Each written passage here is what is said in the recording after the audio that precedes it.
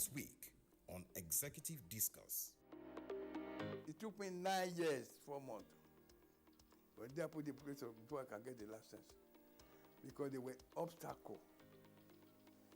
They never want private university to see light of the day, so that they can continue to control like government.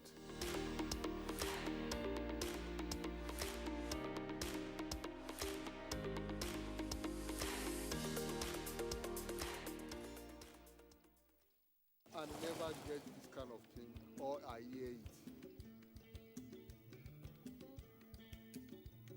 Nínú ẹgbẹ́ la wà tá ti gbọ́ formation tíjọba tó ń ṣèrànlọ́wọ́ fáwa télọ̀ wọ́n nítorí COVID-19.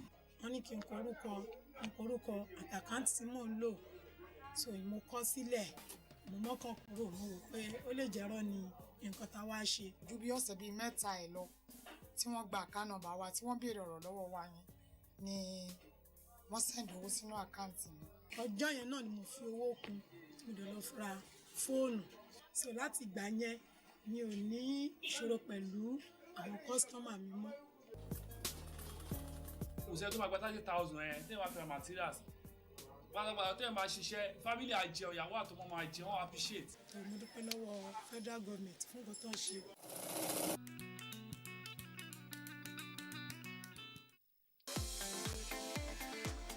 From dusk to dawn, 24 hours a day, NTA International is with you in your living room, office, everywhere and anywhere.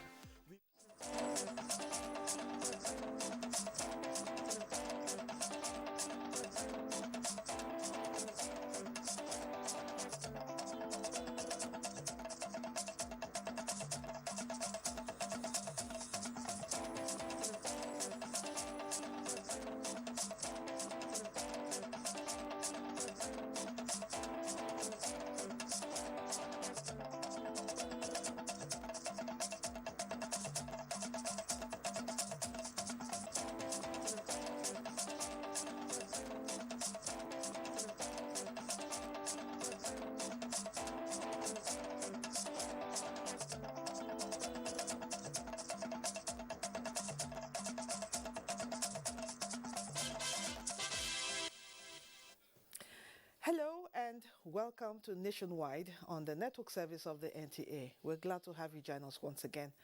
I am Lydia Odije Ochi. Now the details. The Federal Executive Council has approved the 2022 Appropriations Bill of 16.39 trillion naira for presentation to the National Assembly.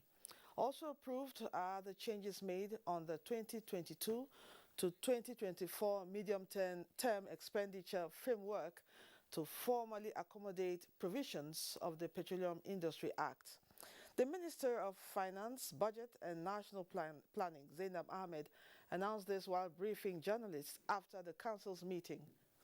State House correspondent Adamu Sambo will bring us details in our subsequent bulletins. Meanwhile, President Muhammadu Buhari has written to the National Assembly seeking the leave of the legislators to present the 2022 budget before a joint session of the National Assembly tomorrow, 7th of October 2021. Senate has confirmed the nomination of 4 persons for appointment as chairman, chief executive and executive commissioners of the Nigerian Upstream Regulatory Commission. The confirmation is sequel to the consideration of the report of the Senate Committee on Petroleum Resources Upstream, which screened the nominees and described them as eminently qualified for the positions.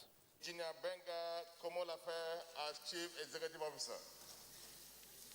Malam Hassan Gambo as Executive Commissioner Finance and Account. Ms. Rose C. Ndong as Executive Commissioner Exploration and Acreage Management. And this commission is one of the huge arms of those reforms that will stabilize the petroleum industry in Nigeria. Meanwhile, Senate has passed the revised 2022 to 2023 medium-term expenditure framework and fiscal strategy paper. The House of Representatives has commended President Buhari for setting up a high-powered committee to pursue the actualization of extending Nigeria's continental shelf in line with the United Nations Convention on Law of the Sea. In adopting a motion from Representative Lego Idagbo, House members resolved to invite the committee headed by the Attorney General of the Federation for a briefing on the status of the Continental Shelf project.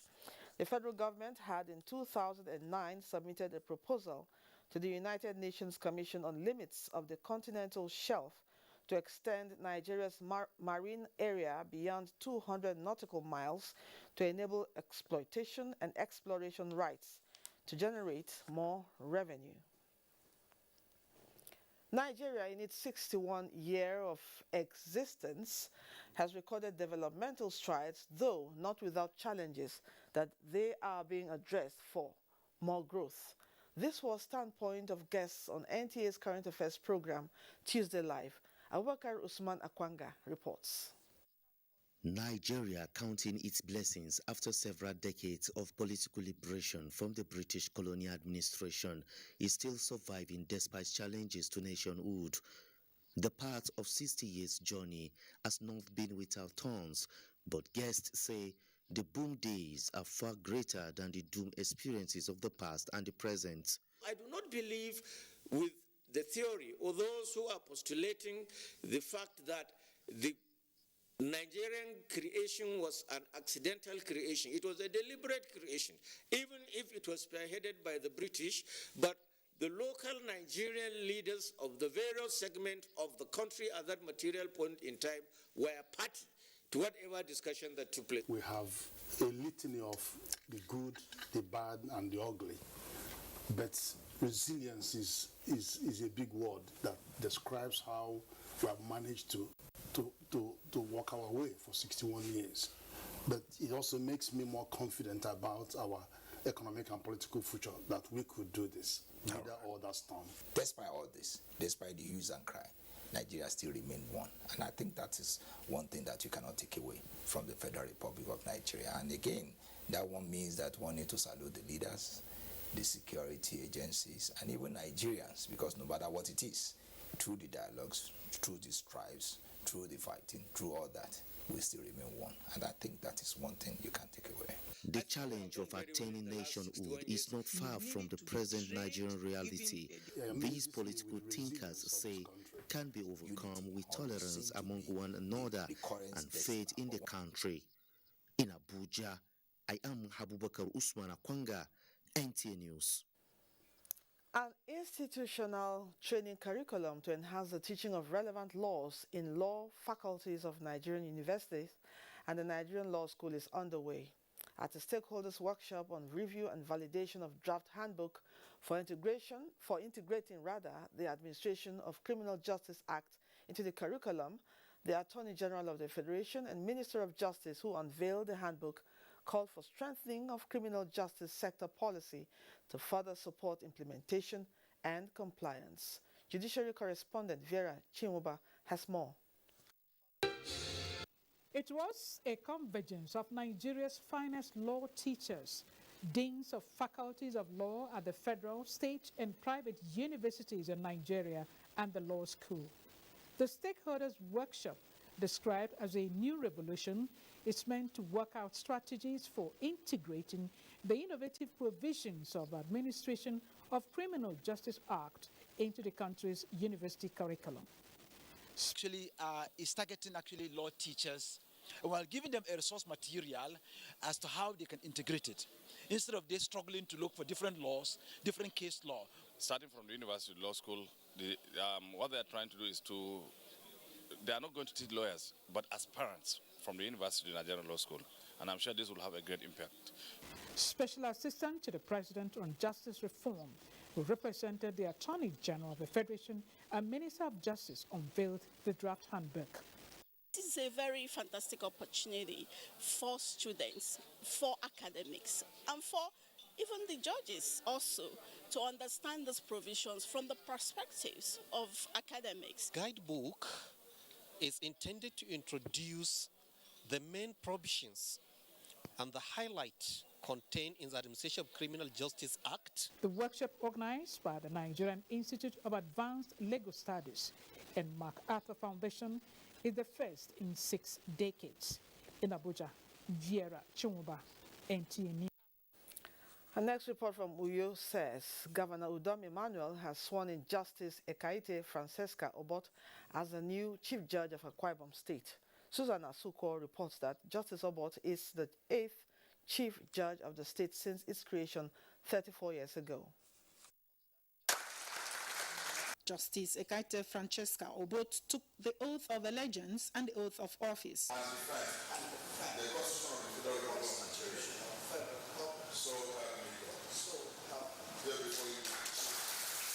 Congratulating the newly sworn-in Chief Judge, Governor Udom Emmanuel appealed to the Judiciary to ensure quick dispensation of justice as some prisons in the state are already congested. He reassures of his support to every arm of the Judiciary to ensure that the rule of law is upheld, noting that without the rule of law, there can be no democracy. I just pray that we run a country where justice shall prevail, where everybody should do the right thing and do it consistently too. Justice Ekaite Francesca Obot, who was called to bar on August 23, 1985, was sworn in as acting Chief Judge of the state on June 30, 2021. In Uyo, Susan Asukwo, NTA News. In line with federal government's commitment to the protection, promotion, and enforcement of the rights of every Nigerian, the National Human Rights Commission has called on the media and other bodies to complement efforts in the fight against drug abuse. Umenka Marachuku has more.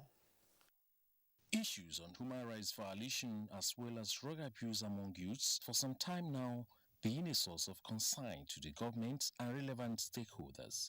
Though the government, in collaboration with key players, is working assiduously in making Nigeria free of human rights violation and drug abuse among youths, National Human Rights Commission, in recognizing the nexus between human rights violation and drug abuse, is brainstorming with stakeholders in a way forward in the elimination of the menace. Furthermore, Commission necessarily have drawn a star-studded list of competent resource persons from a broad spectrum of stakeholders to speak to the conference team. Participants shall be drawn from 36 states of the Federation, including the Federal Capital Territory, for fair and effective representation. Let us do this together. It is in the interest of our society, it is in the interest of our people, it is in the interest of the future of this great nation. The engagement will provide a framework in furtherance of federal government's commitment to protect, promote, and enforce the human rights of Nigerians. In Abuja, Umenka Marchuku, NTA News. Man O' War Nigeria is going into more partnerships to inculcate the habit of self-discipline among Nigerians. Abdul Malik Hassan reports that the latest is with the Nigerian Television Authority. As a paramilitary organization with a vision to inculcate self-discipline in the hearts of Nigerians, the Man O' War Nigeria North Central team are here to solicit the support of the NTA to disseminate information that will keep Nigerians abreast of its activities. We want the general public to know the role of the Man O' War in society. By doing that, the country will change to positive, because we let them know why they are a citizen and what their limitations and what they are not expected to do, and they are right. Any organization that is out to ensure that peace, unity reign in this country, NTA is always proud to be part of that. I assure you that NTA will give you all the necessary support that you require to succeed.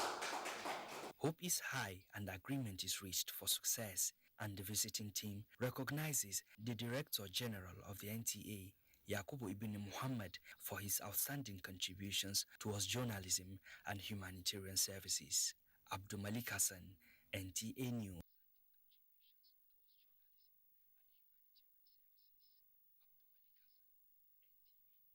Been honored by the presidency through the Servicom office for her outstanding broadcasts during the COVID-19 era. The accolade is part of activities outlined to mark this year's week. Ikechukwu Ndukwe has the report. Placing wisdom in the deployment of staff and equipment and effective broadcasting during the heightened period of COVID-19 pandemic were their tributes that prompted the award. So this is very symbolic. Thank you. Please join me in appreciating the DG, the management, this club, the director news, all of you, the crew members who went to even the COVID centers to bring information and updates. We are here to appreciate. Let's work together with you each step of the way to make sure that the tasks are being done. Alongside the NTA, the Cevicom also honored the Secretary to the Government of the Federation, Boss Mustafa, for his commitment in steering the Presidential Committee on COVID-19. In Abuja, Ike Chukuntukwe, NTA News. To talk more on the Cevicom week, we have in the studio Nena Akajemeli, National Coordinator, Cevicom Presidency. You're welcome to Nationwide. Thank you for joining us. Thank you very much. Thank you, my amiable sister. Thank you for having me here. You're welcome. Now, what is the Customer Service Week all about? It's a global celebration. It's an event that celebrates customer service, especially the value brought as a result of the services rendered, quality services rendered to stakeholders, to citizens, and indeed the power behind the service, the heart of service that we bring to bear in every activity, especially as it concerns Nigeria, in the ministries, departments, and agencies. For this year, we have the theme which reads the power of service. And this theme is apt because from last year up until now, we've been operating in the COVID era, and a lot of lives were turned upside down since 2019. And so service providers had to go the extra mile. Some even worked from home. Some had to close down their shops. Some had to step down backwards sacrificially to ensure that indeed they went the extra mile to serve the people. Okay. Some lives were even put on the line in the course of this service. Think of the people in the different hospitals. Think of the people at the special COVID centers where they had to manage. Think of the media, the crew that had to cover those special COVID centers. Their lives were put on the line. Definitely. And so for this celebration, we're here to appreciate them.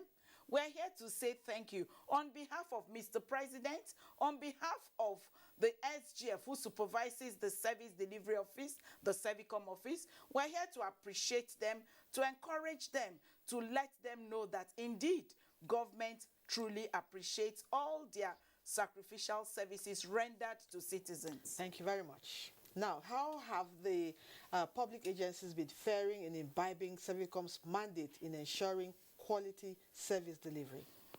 Thank you very much for that question. We want to say that from the center in the presidency, we have ministries, departments, and agencies taking the directive from government to establish the Cevicom unit, the Cevicom department. This has been going on, and also followed very closely is the directive to have their services, their mandate broken down into measurable standards as reflected in their different service charters. Why are we doing this? We're driving towards improved service delivery, enhanced service delivery to the citizens, to the stakeholders, to the people whom government has established different MDAs to serve. And so Cevicom facilitates and engages with these MDAs such that we can have lives touched by improved quality of services that are rendered by the different service providers in the different service windows. Okay. Now, what is the yardstick for measuring performances of public agencies? Okay, so government has approved, Federal Executive Council has approved an instrument, a tool for measuring the quality of services rendered to the citizens. And this tool is known as the Cevicom Index. It has 5 key drivers. And the first one is service delivery, speaking to the fact that when citizens, when stakeholders get to service windows, do they receive those expected services? The expectations they have come with, are they met?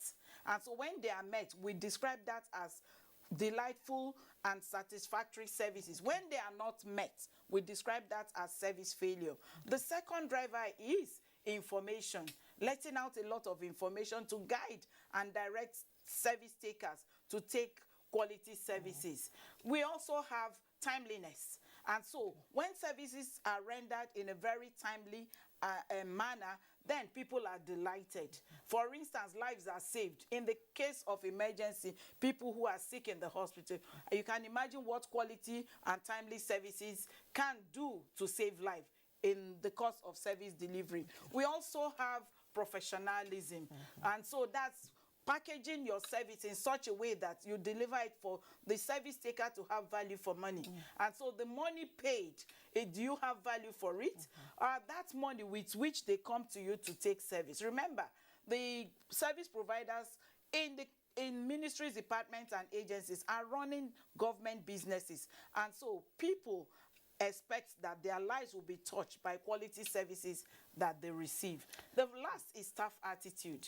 And you know, that demands politeness, courtesy, friendliness, even while we are serving. And so when we do this in a friendly and the staff attitude is right, then we can now express appreciation, delightful service. And this is what government has mandated Servicom to go around with this instrument to measure and report performance against those set standards in the service charter. And that's what we've been doing. Let me also say that while some MDAs have improved over time, some are still in the process of improvement. And so this celebration also is to encourage those who are also in the course of driving improvement are not doing so well. So on behalf of Nigerians, we're saying more improved and quality services will go a long way to enshrine, to encourage trust, and to also bring about connectedness of citizens to government. So NTA is doing well in this regard? Yes. So to tell you that NTA is a very strong partner, and we were here to also honor and appreciate them.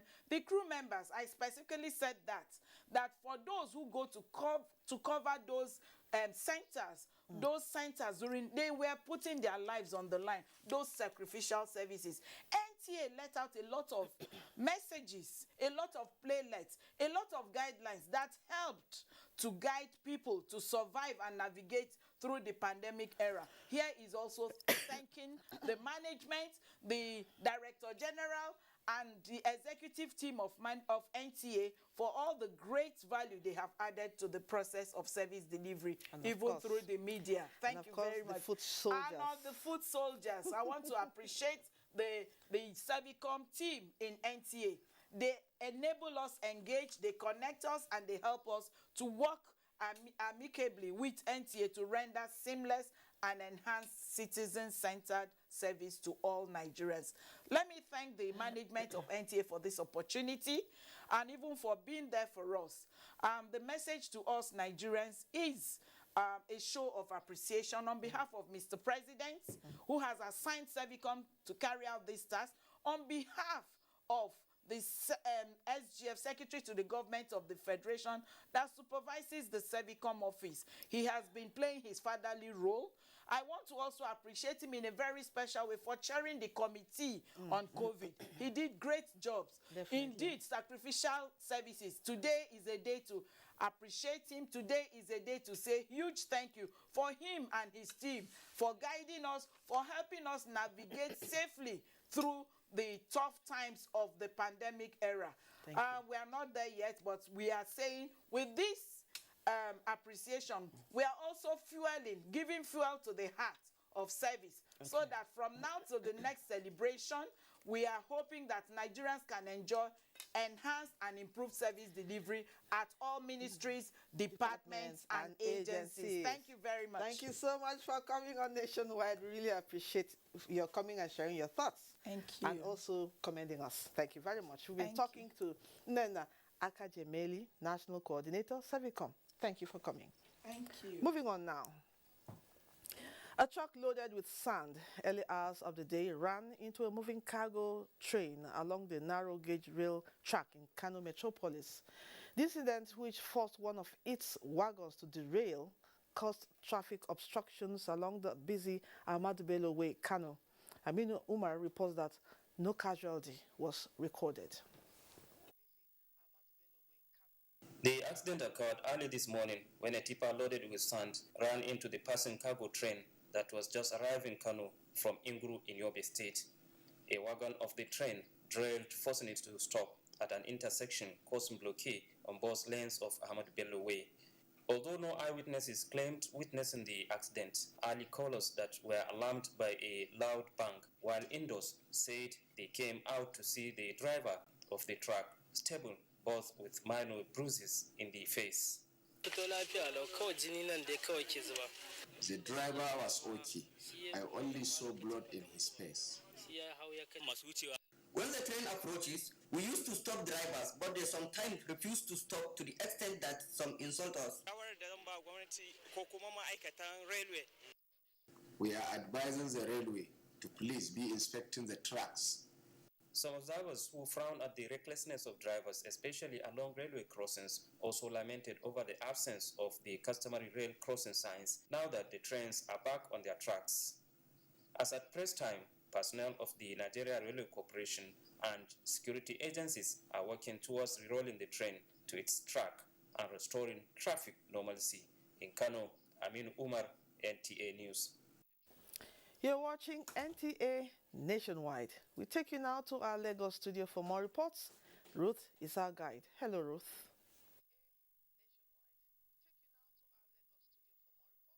Hello, Lydia. As Nigeria continues to wage war against illicit drug peddling, Lagos state government is forging partnership with the organized private sector to establish more rehabilitation centers to help youth in drug abuse spectrum in communities across the metropolis. Musa Toliat reports. Drug and substance abuse disorder is an illness that cuts across every stratum of the society. To help those who are addicted to drug abuse regain control of their lives and be reintegrated into the society, rehabilitation remains the only respite. This informed the collaboration between Lagos State Government and a non-governmental organization to inaugurate a community rehabilitation center for the youth tagged Iliayo. In terms of different homes that we have about 26 of them. And these are, institutions that on a monthly basis, there are resources that are going there. So we need to come together again and review our strategy and work also with some of the houses that we have. The next step is to ensure that they come off drugs. So this Ilayo we're starting with is one of such chill-out or rehab centers. Some will be detox centers where we just help you off drugs and then get you back into living. Thereafter, Governor Sanwo-Olu joined an independent celebration advocacy in Agege local government area of the state to educate the youths on the need to shun drug and substance abuse. The event attracted veterans in movie and music industry in the country. Our nation is evolving, so it needs the support of all those who can help to transform lives. We may not have been where we hope to be, but we have hope for tomorrow. I'm very happy to be alive, to be in Nigeria. I really, and I'm personally working towards the betterment of Nigeria in my own little right. There are plans by Lagos State governments to forge more partnerships with a view to establishing drug rehabilitation centers in local government areas across the state. In Lagos, Musa Toliat, NTA News. The strength and unity of Nigeria as a heterogeneous nation that promotes different value systems and practices have brought about development in many facets of nationhood regardless. However, as the country marks her 61 years as an independent nation, Abolade Salami in this report takes a look at the successes achieved in diverse areas and the journey that lies ahead. From a historic perspective, the interplay between ethnic rivalry and challenges of national security, which have in recent times become very compelling with rampant cases of terrorist attacks, murder, mayhem, and all sorts of vices in some parts of the country, does not define the true Nigerian people. The principle of unity in diversity, in which lies our strength as a people, is very paramount. Debilitating issues relating to culture and religious differences, including political affiliations, should not hinder the relative peace and stability which Nigeria and Nigerians enjoy as the most populous black nation in the world. when infrastructure is provided, when Medicare is provided, nobody asks you whether you are Yoruba or Niger Delta or all along, but particularly for sustaining peace and unity. However, over the years, Nigerians have been living together, working together, fight as one people, and have achieved so much in spite of our differences since the attainment of our independence in 1960. The ideology, together we stand, divided we fall, is one aspect that the founding fathers maximized to take the nation to where she is today. In the light of this, patriotic Nigerians have been charged to be active players in providing solutions to the recurring challenges of sectionalism, nepotism, religious and traditional beliefs, as well as economic growth, rather than destroy what has been built for many years. Let's first and foremost recognize one fact, and that is that Nigerians by nature are peaceful people. I'm not going to sit in this chair looking at you and advocate the disintegration of that unity. It will be a disservice to Nigeria as a nation state and to the Nigerian people. In fact, what I'm trying to say is that ethnicity and nepotism should be eradicated. More than ever before, observers say, harnessing the many potential in human and natural resources from the various segments for national development is what Nigerians should be bothered about. This, they believe, will in turn place the country above our equals to compete with other developing nations of the world. In Lagos, Abolade Salami, NTA News. More reports are nationwide with Lydia in Abuja after this break.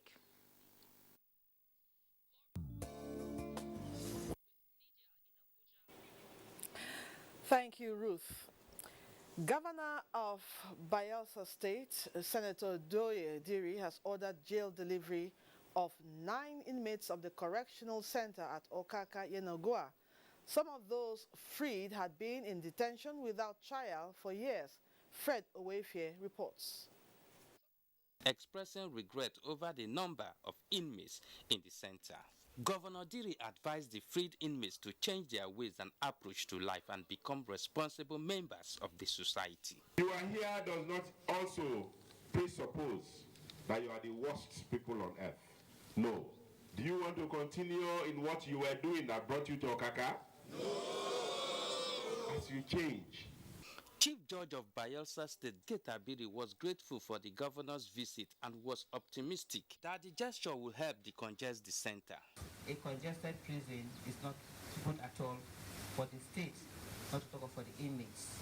And I know that the Attorney General of the Federation will be happy with this exercise. Controller of Okaka Correctional Center, Seth Edogotu, was glad over the rehabilitation of the road leading to the center and the donation of operational vehicles by the governor, which have assisted them to perform optimally. In Yenagoa, Fred Owefie, NTA News. We still have more security reports after this break. Don't go away. When you think about hospitality and affordable luxury away from home, then you talk about Sharon Ultimate Hotels, a secured and serene environment that offers kingly services such as 24-hour room service, impeccable security with CCTV surveillance, parking lot, free Wi-Fi internet service, free complimentary breakfast, restaurants that offers continental and local dishes, well-equipped fitness center with instructors, swimming pool, 350 capacity multi-purpose hall, laundry service, pastry corner, mini mart, and our suites are breathtaking.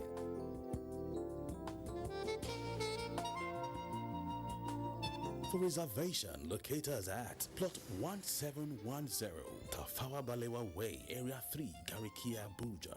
Sharon Ultimate Hotels, the ultimate place.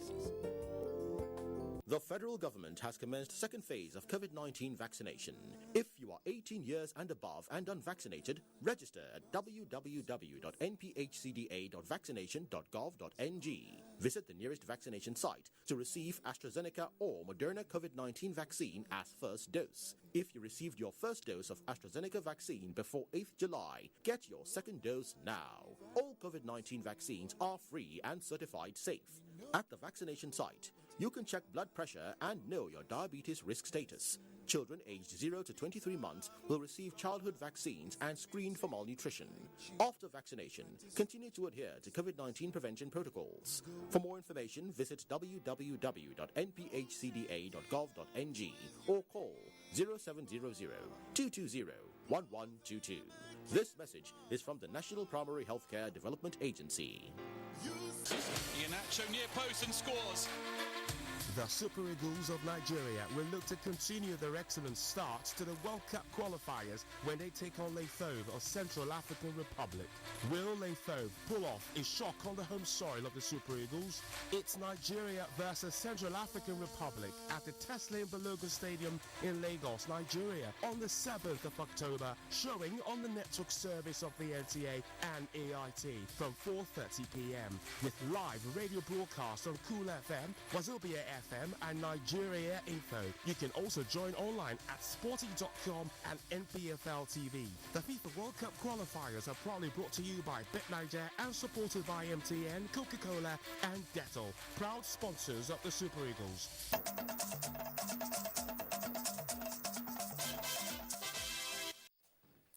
Thank you for staying with us. Nationwide continues in Kaduna as we join Amina for more reports. Amina, it's over to you.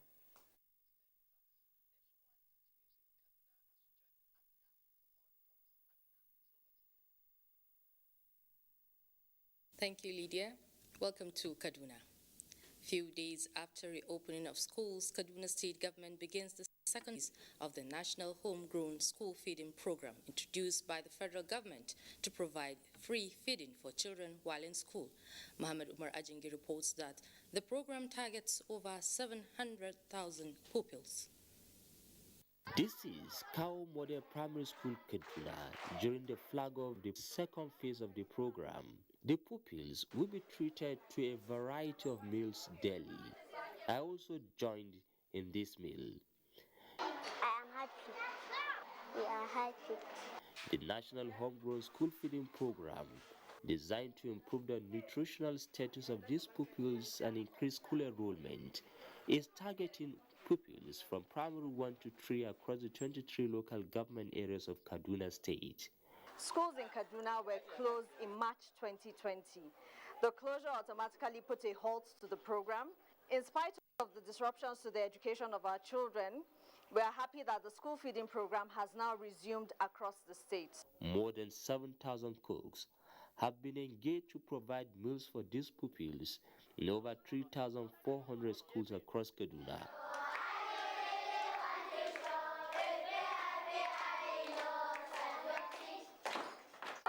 The children are happy after enjoying their food. They're out of their class, playing. In Kaduna, I'm Muhammad Marajiji, NTA. Steady progress is being recorded in the ongoing second phase of COVID-19 vaccination in Jigawa State. Figures from the State Primary Healthcare Development Agency confirms that more than 2,800 people have received the vaccination spanning the two phases. Awal Muhammad Kazauri tells us more.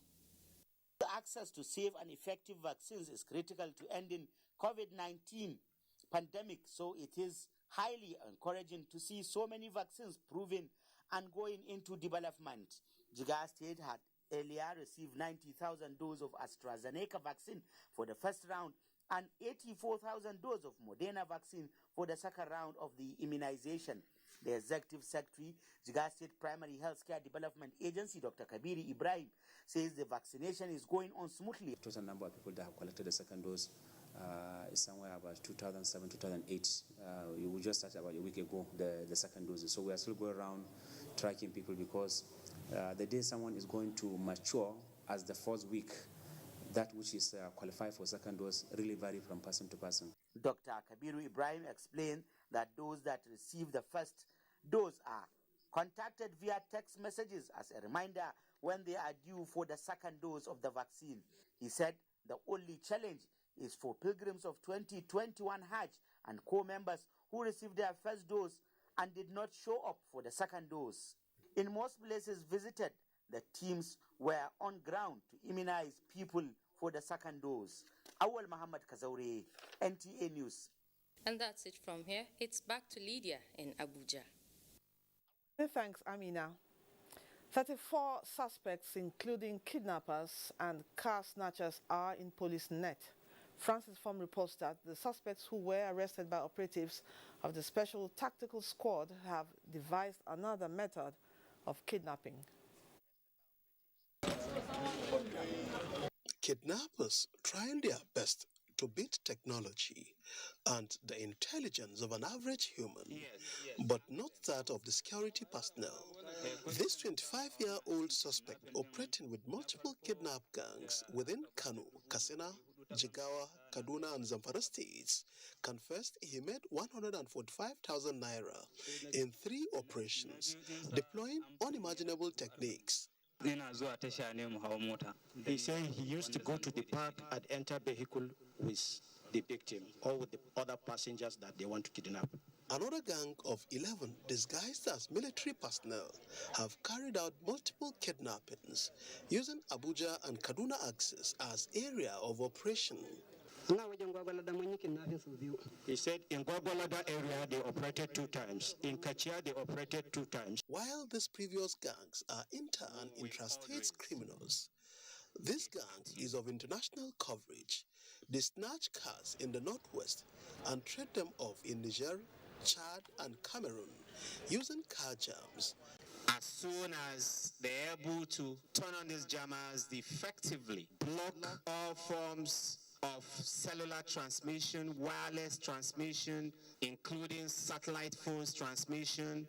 But at last, their ingenuity could not take them any further, but ended up in the police cold room, and from here to the courtroom. Francis from NTA News. An Ogun State Magistrate Court sitting in Ishabu, Abeokuta, has remanded a 52-year-old man, Jimo Mutaliu, at the Ibara Correctional Center for allegedly impregnating and procuring abortion for his 16-year-old niece. Yemi Dalemo reports. Defendant Jimo Amzat was arraigned on a 3-count charge bordering on conspiracy, felony to commit abortion and defilement of a 16-year-old girl, contrary to Section 516 and 330 of the 1999 Constitution as amended and Section 33 of the Child Right Law of Ogun State. The prosecutor, Timileyin Oredeyin, while moving for remand of the defendant at the Correctional Center, pending the issuance of legal advice by the State Director of Public Prosecutions, informed the court that the defendant allegedly impregnated the victim and subsequently procured abortion for the 16-year-old girl, who is also his niece. He also prayed the court to remand the health officer who the accused contacted to carry out the abortion for the victim. The magistrate, Olajumoke Shumefun, ordered the remand of the defendant at the Ibara Correctional Facility for 60 days pending the legal advice by DPP for the transfer of the matter to the State High Court for trial. The court also granted the health officer arraigned along with the defendant for allegedly procuring abortion for the victim a bail of 200,000 naira with 2 sureties in like sum. The court later adjourned the matter till Tuesday, December 14, 2021. In Abeokuta, Yemi Dalemo, NTA News. The Nigerian Export Promotion Council, NEPC, and partners have signed an agreement for the approval of 400 million naira grant to empower 50 young Nigerian entrepreneurs. The executive director, NEPC, Segun Awolowo, said the grant is geared towards fast-tracking the growth and development of small businesses in the country to drive non-oil export as well as to promote diversification of Nigeria's export for inclusive and sustainable economic growth. We hope this grant of 400 million naira to the foundation, specifically for Nigerian entrepreneurs, will spur other governments in Africa to support the foundation in its audacious drive to create 10,000 of entrepreneurs across the continent of Africa. I want to also say that this partnership has training attached to it. So the entrepreneurs will not just be receiving the funding to support their businesses, but they will also be receiving training from the NEPC. This part of the Export Expansion Facility Program was signed at the Export House in Abuja.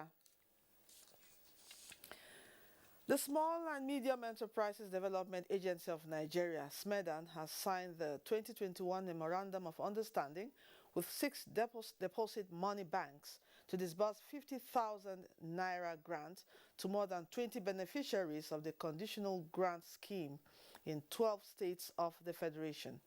The Director General of SMEDAN, Dr. Umaru Diko Rada, while signing the papers, said since the inception of the grant in 2016, 28 states and the FCT have benefited from the scheme so far.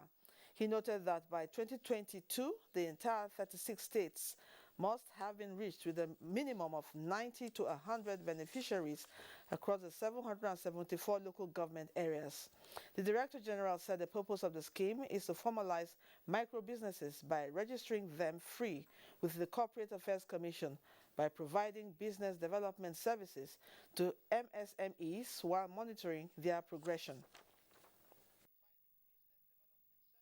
We'll continue to formalize the 40 million MSMEs that are informal, that is the macro businesses that are informal in the country, until when we reach an appreciable level of comfort that yes, we are able to formalize and our macro businesses can grow from macro to small to medium and to the large enterprise.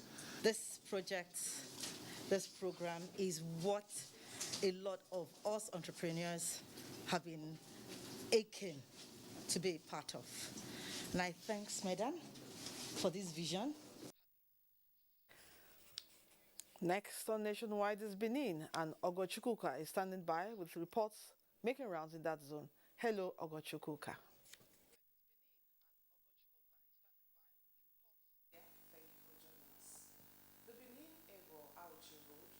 Kidnapping and armed banditry is now under heavy security surveillance, courtesy of the army.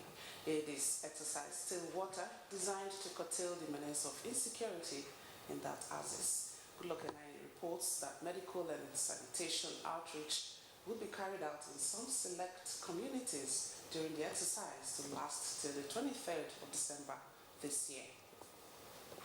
The Benin Eho Auchi Road has for some time now been identified as a flashpoint for kidnapping and armed robbery.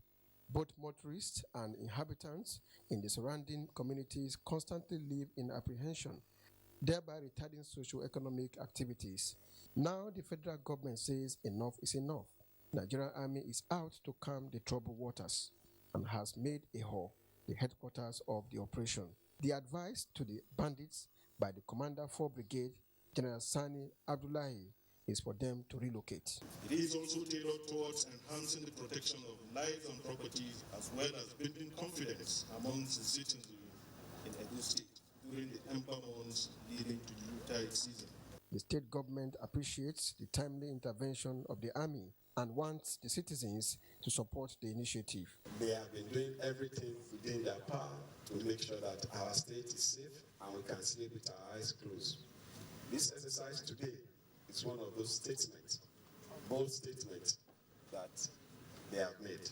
The elated Enoge of Eho, His Royal Highness David Igeho, pledges more support. Now the signals are clear. The people of Eho are happy. What is now left is for the cooperation for the people to ensure that this spirit is sustained. From Eho, good luck in Aini. NTA News. Edo State government has engaged about 2,000 fellows in the first batch of the Edo supporting teachers to achieve results, Edo Star program. This is to strengthen the teaching core of the state. Governor Gordon Obaseki describes the scheme as a revolution that cannot be stopped. Elizabeth Omoko reports that it was to mark this year's World Teachers' Day. Education in Nigeria is faced with many challenges, and among them is a shortfall of teaching staff, especially in rural communities. To close this gap, Governor Obaseki is engaging about 2,000 fellows out of 3,000 projected by the state government. For Governor Gordon Obaseki, his administration has trained over 11,000 teachers and would continue to train and retrain. We are starting a momentum when we unleash these stars, unleash the knowledge in them on the new generation of Edo children. No state in Nigeria will be able to compete with Edo State. The 3-year Edo Star Fellowship Program that will be transited into the state civil service on completion of the program would expose aspiring teachers to professional teaching skills, academic learning opportunities that would enable them to effectively deliver quality education fit for the 21st century and beyond. At the end of every year, there will be a performance review. At the Teachers' House at Silico, payment of 2013 to 2015 promotion arrears to teachers, payment of Edo-based training stipends, and the non-payment of salary of retired teachers in the month of August topped discussion between the governor and the union. In Benin, Elizabeth Amako, NTA News. Abubakar will be coming up with more reports from Maiduguri, but this will be after the break. Good afternoon.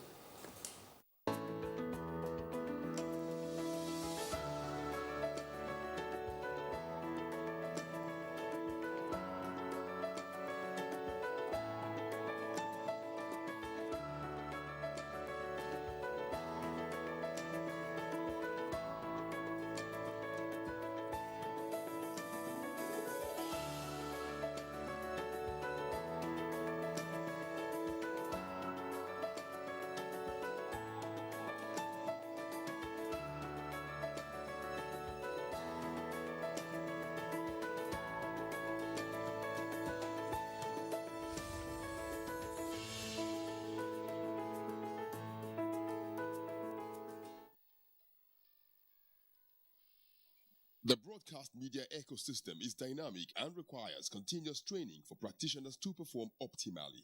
NTA TV College JOS invites relevant officers to the following specially packaged training programs. Archival Management System in the Broadcast Media, date 11th October to 29th October 2021, 3 weeks. Intermediate Presentation Techniques, date 11th October to 22nd October 2021, 2 weeks. Digital Satellite, Microwave, and RF Technologies, date 11th October to 15th October 2021, 1 week. Advanced Broadcast Accounting and Auditing, date 25th October to 5th November 2021, 2 weeks. Photojournalism and Photography, date 8th November to 26th November 2021, 3 weeks. Transmitter Operation and Maintenance, date 1st November to 5th November 2021, 1 week. The course fee for the 3-week course is 130,000 naira per participant, while the fee for the 2-week course and the 1-week engineering courses is 100,000 naira only per participant, accommodation inclusive. The venue for all courses is the serene and secure environment of NTA TV College near Old Government House, Rayfield, Jos. For more information, please call 0803-314-4383 or 0806-980-9807. NTA TV College, Jos. Training you to be the best you want to be. Iheanacho near post and scores. The Super Eagles of Nigeria will look to continue their excellent start to the World Cup qualifiers when they take on Lefauve of Central African Republic. Will Lefauve pull off a shock on the home soil of the Super Eagles? It's Nigeria versus Central African Republic at the Tesla Balogun Stadium in Lagos, Nigeria on the 7th of October, showing on the network service of the NTA and AIT from 4:30 p.m. with live radio broadcast on Cool FM, Wazobia FM and Nigeria Info. You can also join online at sporty.com and NPFL TV. The FIFA World Cup qualifiers are proudly brought to you by BetNiger and supported by MTN, Coca-Cola and Dettol, proud sponsors of the Super Eagles.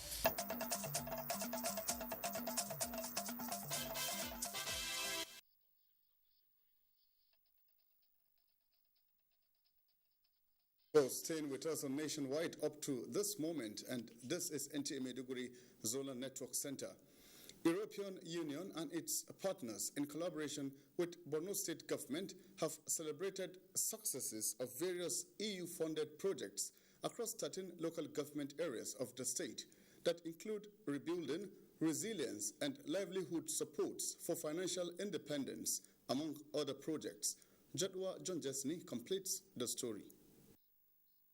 The European Union-funded project, launched in 2018, was aimed at restoring and promoting sustainable agriculture-based livelihood for food security, employment and nutrition improvement in Borno State through engaging smallholder farmers, women and youth. The project, through the support of the Borno State government and other development partners, have so far reached out to 140,000 households, including IDPs and returnees, more than the initial target of 99,500 households. Borno State Governor Professor Babagana Umar Zulum, represented by his deputy Umar Usman Kadafur, lauded the EU and partners for timely intervention, urging them to sustain the tempo. Express our special appreciation to the European Union for funding this project from the start to the end, and look forward to more collaborative efforts for restoring hope and confidence in our people.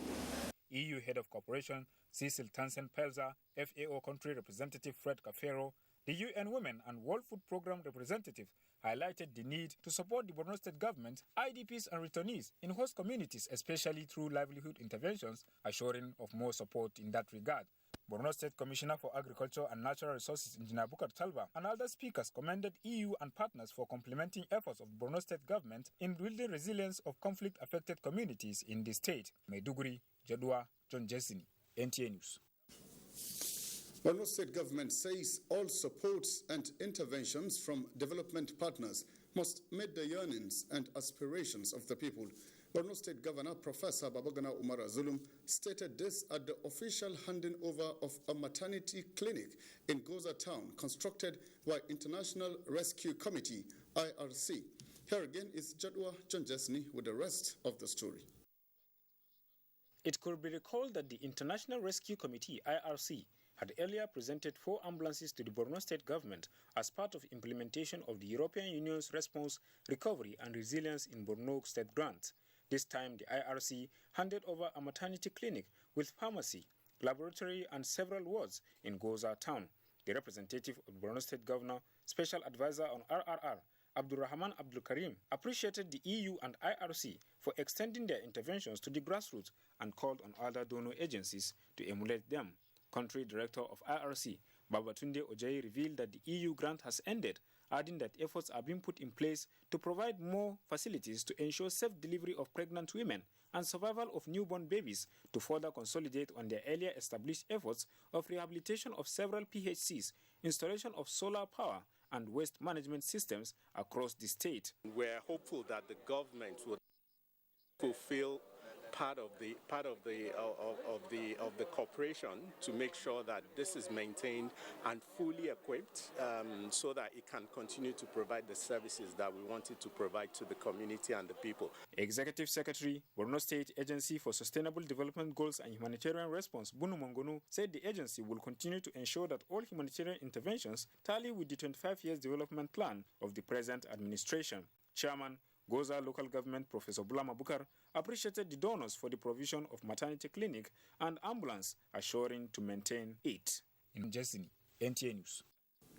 And those are the latest stories. At this time from Maiduguri, Lydia in Abuja has the concluding part of Nationwide for us this evening. Thank you, Abubakar. And with that, we now conclude Nationwide on the network service of the NTA. Don't forget to join NTA in the fight against rape and rapists. Do have a wonderful evening. I am Lydia Odije-Ochi. Goodbye.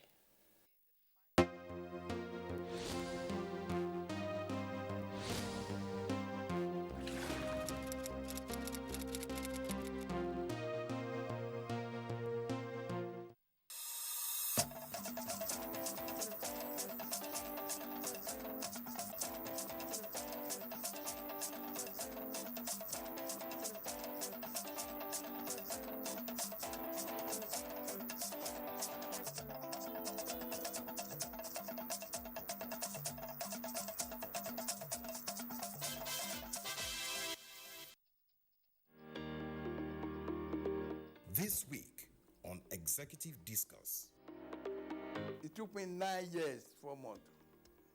But they put the place before I can get the license. Because they were obstacle. They never want private university to see light of the day so that they can continue to control like government.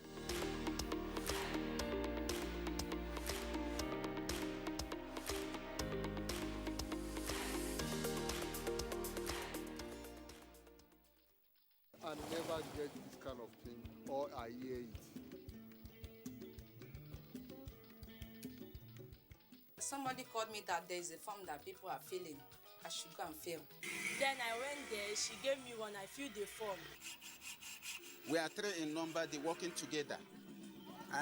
We got form from federal government.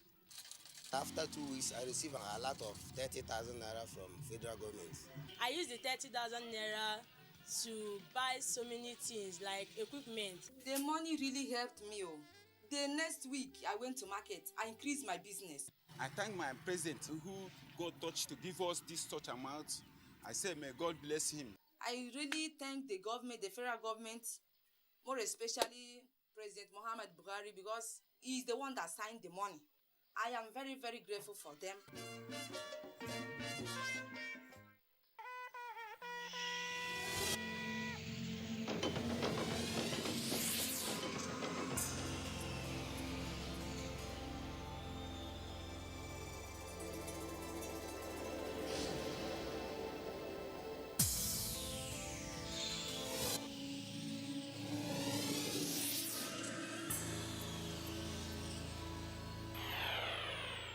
NTA, you can't beat the rich.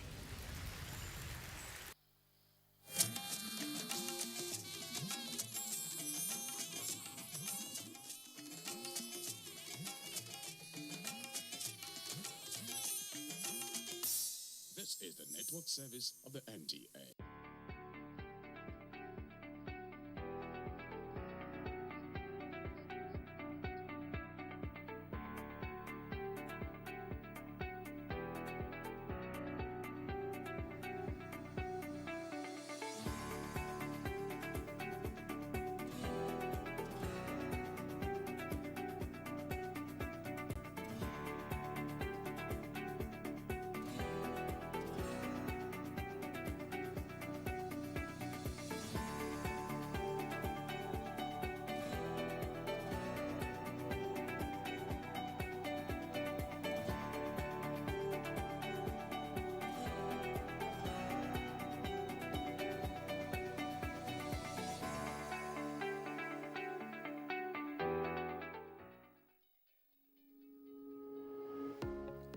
Hello and welcome to revision classes on television.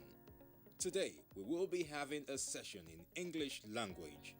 Our guide is Ekruke Joy and our topic today is comprehension, an important aspect of English examination.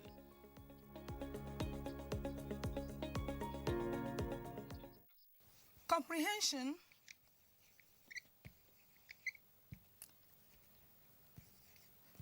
is the ability to understand a given order, instruction, message, question, piece of writing, or a passage. One important point that can facilitate our understanding of comprehension is to be able to identify the topic sentence. Then we would ask, what is a topic sentence? The topic sentence is that sentence that states clearly what the paragraph is talking about. It reveals the main idea of the paragraph. Now we'll quickly look at the principal steps in mastering a comprehension passage.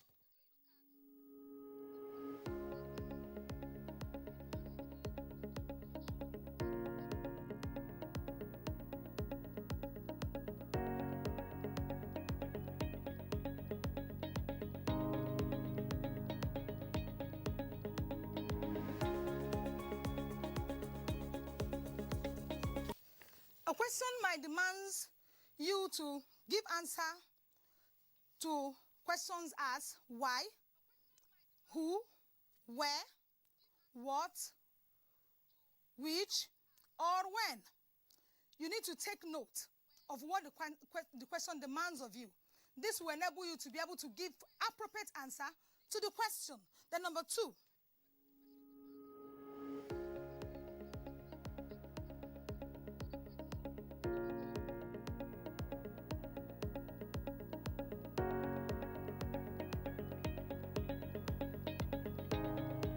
Always make sure that your tenses are correct. Your tenses are properly used. Then the next one is avoid mindless lifting.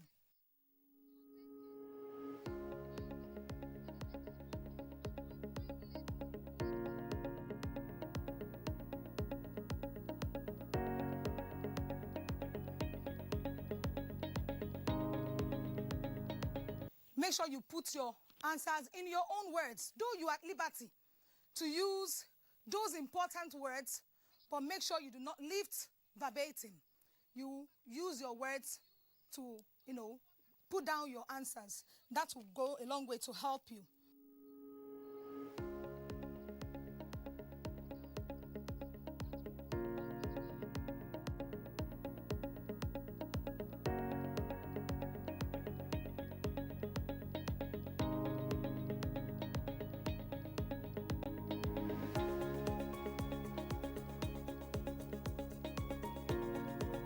The 5th one involves candidates' knowledge of grammatical names and function.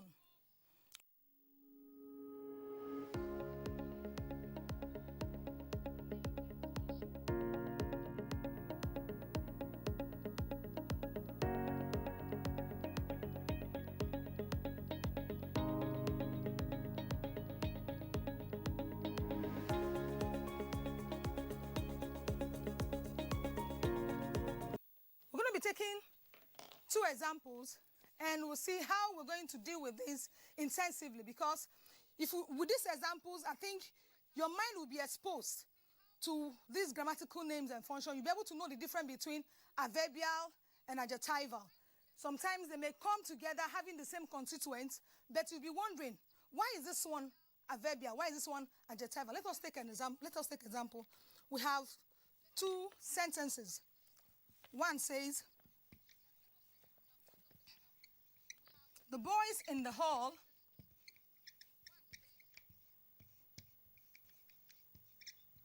are fighting.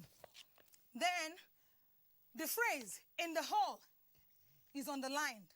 Then we have example 2. The boys are fighting in the hall. Okay? Here also we underline in the hall. Now you come to know that the first sentence is an adjectival phrase. The first sentence is an adjectival phrase because it tells us more about the boys, the noun, which is the boys. Okay, it tells us more about the boys, which is the noun. Remember that an adjective describes a noun or a pronoun, while an adverb tells us more about a verb, another adjective, or another adverb. Okay? Then we look at these 2 sentences here. We have in the hall. The boys in the hall are fighting. It is an adjectival phrase because in the hall tells us the boys in particular. Let us assume that we have some boys in the classroom while some are in the hall. Now someone is asking, which of the boys? You say the boys in the hall. You are now describing the boys that are involved in the fighting. So then the next one is the boys are fighting in the hall.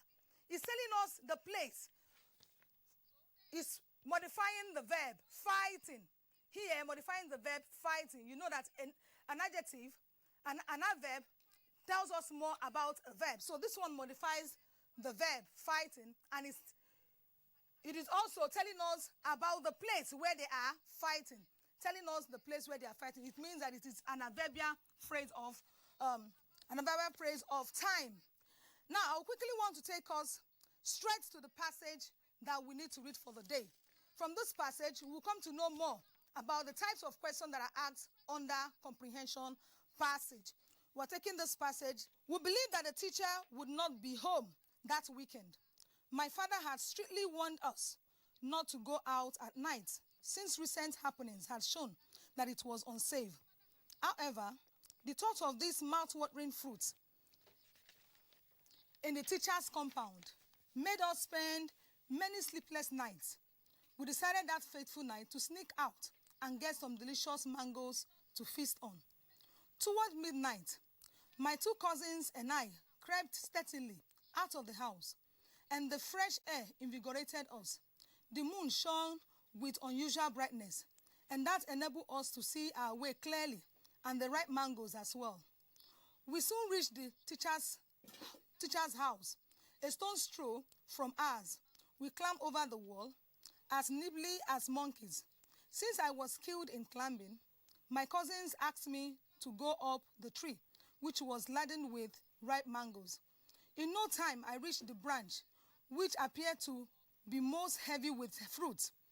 I shook it, and many juicy mangoes fell to the ground. My cousins gathered them into their bags, and we blessed our stars for the windfall. Suddenly, the powerful headlights of an approaching car warned us of impending danger. To our amazement, it was the teacher, and he had already spotted us. In my haste to get down, I lost my balance and fell heavily, injuring my arm. My cousins ran like the wind and escaped, leaving me to my fate. I attempted to run away, but could not. I laid on the ground, groaning in pain. The teacher raised an instant alarm, and the neighbors came rushing to the scene. I pleaded with them not to harm me. The teacher and another man lifted me up and brought me to my father's house. The teacher called my father to open the door, but he did not answer. "We have your son here, and he is wounded," the teacher explained. "My son is sleeping peacefully in his room," my father retorted. My mother, who had been awake all this while and listening to these exchanges, went into our room to verify the truth. My cousins pretended to be fast asleep. When she discovered my absence, she gave a heart-rending cry, which at last brought my father out. He took the whole scene in at a glance and stood speechless, gazing at me in shock and disbelief. He thanked the teacher profusely. After my mother had bandaged my arm, my father sat me down, and rained abuses on me. I broke down in tears and made a clear confession. This softened his heart, but did not prevent him from giving my cousins the spanking of their lives. This is the end of the passage. We'll quickly look at the questions and the type of questions that comes under comprehension passage. Types of questions.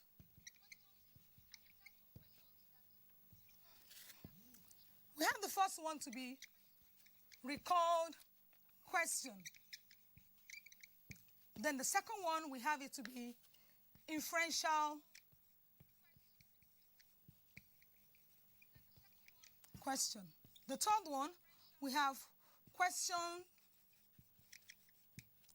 on figurative expression.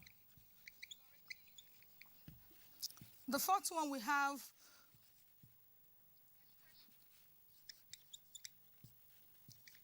grammatical names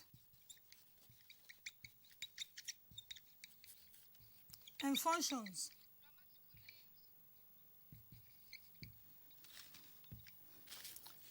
Then the fifth one, we have vocabulary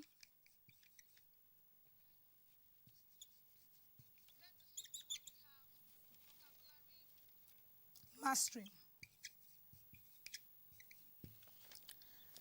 Now, looking at these 5 types of question, it is not compulsory that WAEC must set all of these under a comprehension passage. At times, they may miss to set a question on recall question or inferential, but that of grammatical names and function and vocabulary, mastering often come under comprehension passages. Okay, let us begin to take them one after the other.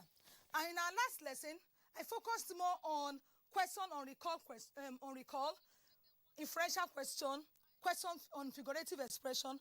But today, I would want to take our mind more on grammatical names and functions. Grammatical names and functions, and that of vocabulary mastering. I will take our mind more on this two types of questions. But it doesn't mean that we're not going to look at this number 1 to 3. We will still look at them, but briefly. Okay, we're going to look at this question. Question A and B are examples of recall question. Question A and B are good examples of recall question. And I told us in the last lesson that recall question simply means questions that you can get their answers from the information that are given to us clearly on the in the passage. Okay, so we'll quickly take a look at question A. It says, why did the writer's father warn the boys against going out at night? Is a recall question. It's a question that you get the answer directly on the passage. From the passage, we have the question, the answer to the question on the first paragraph. On the first paragraph, the line 1 and line 2 and 3. That's where you get that. The answer is, the writer's father warned the boys against going out at night because it was risky. Or you can say because it was dangerous. Or because it was unsafe. Okay, then we'll take the next question. Remember, I told us that I'll be focusing my attention more on the 4th and the 5th question. So that's why I'm not writing these ones on the board. The second question says, what phrase is used in the second paragraph, which shows that the teacher's house was not far from the writer's own? Okay, now if I take you to second paragraph, he said, we soon reached the teacher's house, a stone's throw from us. That is the phrase used in that place. So the possible answer to that question is a stone's throw, or you can say a stone's throw from our house, or a stone's throw from us. Okay, then we'll quickly go to question requiring inference. Question requiring inference. Question C. Question C is a question requiring inference. So it states, what enabled the teacher to discover the boys? Remember, I told us that inferential questions are questions that that the answers are deducted from the information given in the passage. Okay, it gives you, for you to get the answer, you have to read in between the lines, and you get the implied meaning to the information given in the passage. So the possible answer to this question, question C, is the powerful headlight of the teacher's car enabled him to discover the boys. Then we'll quickly move over to question D. The question D says, describe what led to the writer's injury. If you look at the passage on paragraph 3, it says here, in my haste to get down, I lost my balance and fell heavily, injuring my arm. Now, the answer to this question states, the writer hurried to get down, lost his balance, and fell. That is a possible answer to that question D. Now, I want to take us through question. Question E says, why did the writer's father refuse to open the door? Is another recall kind of question, because the answer to this question is explicitly stated in the passage. Is explicitly stated in the passage, and the answer is the writer's father refused to open the door because he thought that his son was sleeping peacefully in the room. Or you could put it in this manner, the writer's father refused to open the door because he believed that his son was sleeping peacefully in his room. That's a possible answer to that question E. Now we want to look at our main target for the day. Our main target for the day is question H. Okay. It's on grammatical names and function. And here, the candidate's knowledge is tested on the adverbials, adjectival, and nominals. Okay? We're looking at question F. In question F, an expression is lifted from the passage. The expression is an instant alarm. An instant alarm. Okay, I won't do it so much here. So, and we are asked here,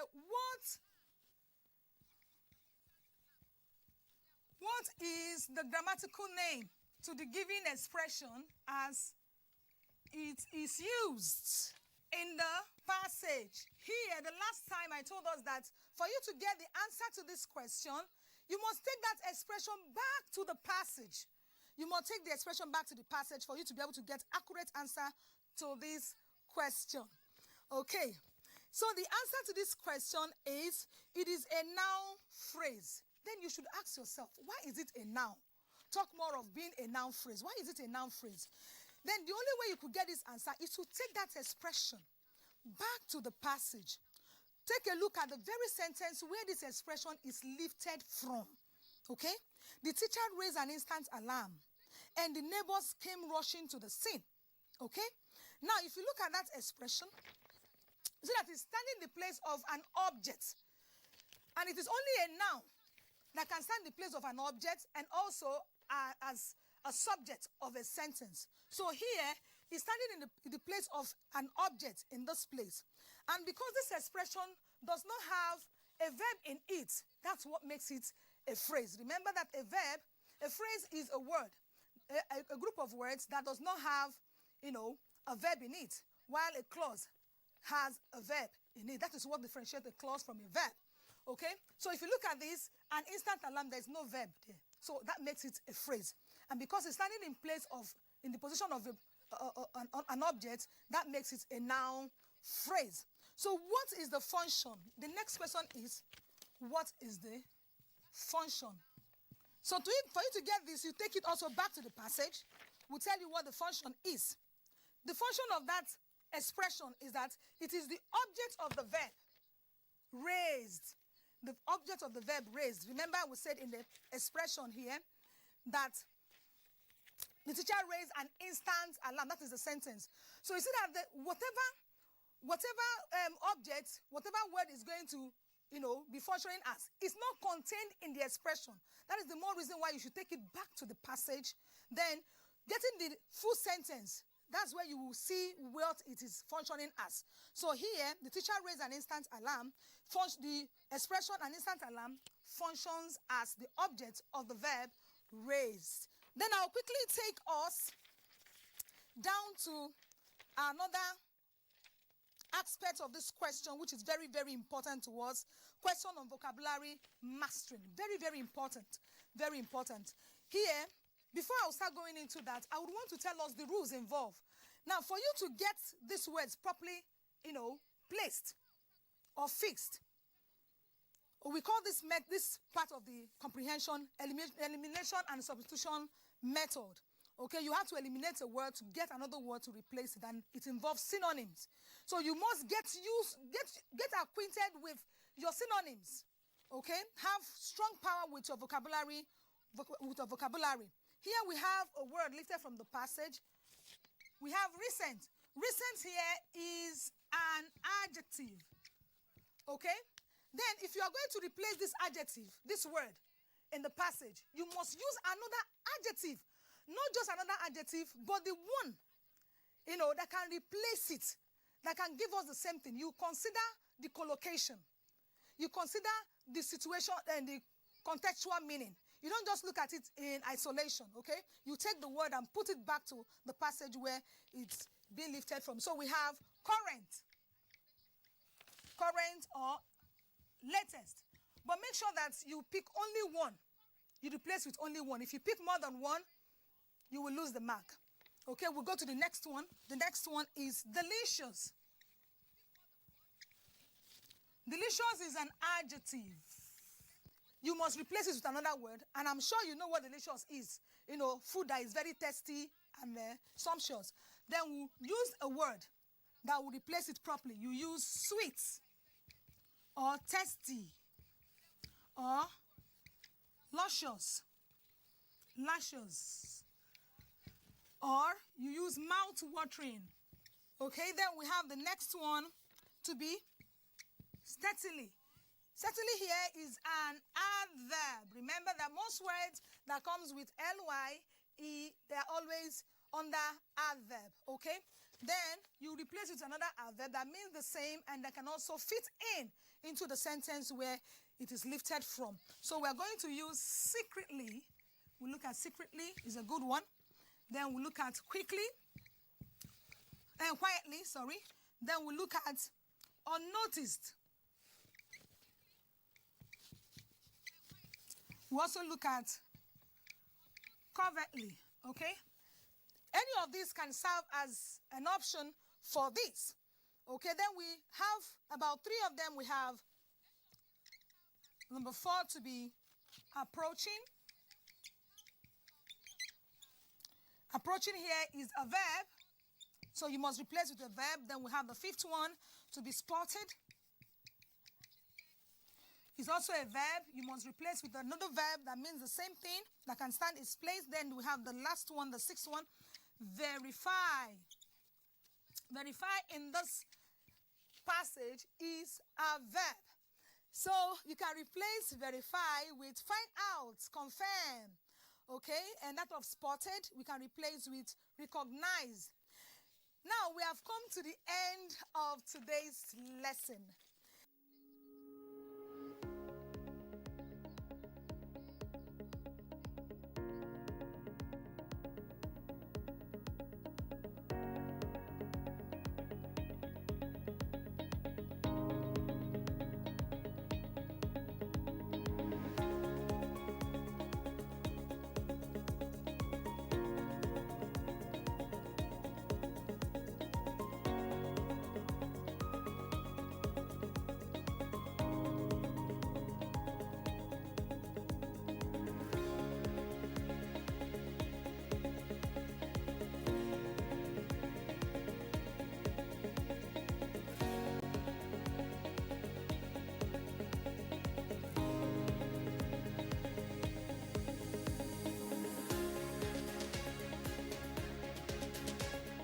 You can subscribe to NTA series on YouTube to watch or download past episodes of revision classes on television.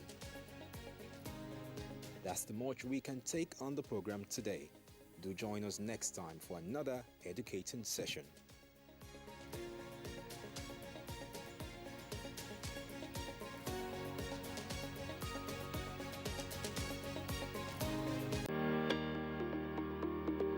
This week on Executive Discourse. It took me 9 years, 4 months. But they put the place before I can get the license. Because they were obstacle.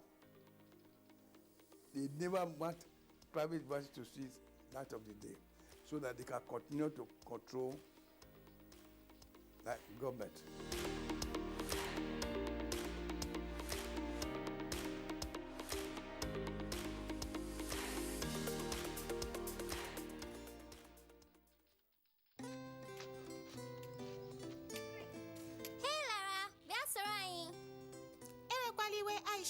nje corona ka dịkwa n'obodo. I kwechisiri ike na ị gaghị eso anyị egwu ọzọ. Ekụzili ya na-atọ ọchị. Ihe niile alaghachila azụ n'etu ọ dị na mbụ. Mana ndị mmadụ ka na-arịa ọrịa ebe ndị ụfọdụ na-anwụkwa site n'ọrịa corona. Ihe Lara na-ekwu bụ eziokwu. Gịnị ka anyị ga-eme? Anyị ga-eji ncha na mmiri na-agba agba na-asa aka anyị mgbe niile ihe dị ka ntabiri anya 20. N'inye anyị aka icheta, anyị ga-ekpere enyi anyị na-anaghị ahụ anya ụkwa ncheta ụbọchị ọmụmụ. Mgbe ọbụla anyị nọ n'ezi, anyị ga-enye onye nọ n'akụkụ ohere ihe dị ka feet 6. Anyị ga-ekpu mkpu ihu mgbe ọbụla anyị nọ n'ezi. Ma ọ bụrụ na ị ga-akwa ụkwara ma ọ bụ ma uzere, were ịkara aka gị kpuchie imi gị na ọnụ gị, ma ọ bụ wee ụfụfụ kpuchie imi gị na ọnụ gị, ma mgbe ị mechara tụfuo ya ebe o kwesịrị. N'ọdị n'ụlọ ya ọ bụ na onwe gị ihe bara uru ị ga-apụta n'ezi imi. Mana ọ na-agwụ ike nọ n'ime ụlọ ụbọchị niile. Nke a adịghị mma. Ka na-ayọ kedu ka ọ ga-adị ime ije buru nje corona ebe ị na-egwu egwuregwu n'ezi? Bunye nne gị, bunye nna gị, ya na ụmụnne gị. Ikwuru eziokwu Lara, nke a ekwesịghị. Ha ụmụ ibe m, ka anyị jikọta aka ọnụ bido otu a na-akpọ Operation Chụpụ Coronavirus. Anyị ga na-eme ihe niile gọọmenti nyere n'iwu, na-eme ka ndị niile nọ n'akụkụ anyị mekwa etu ahụ. Ekwere m na nke a.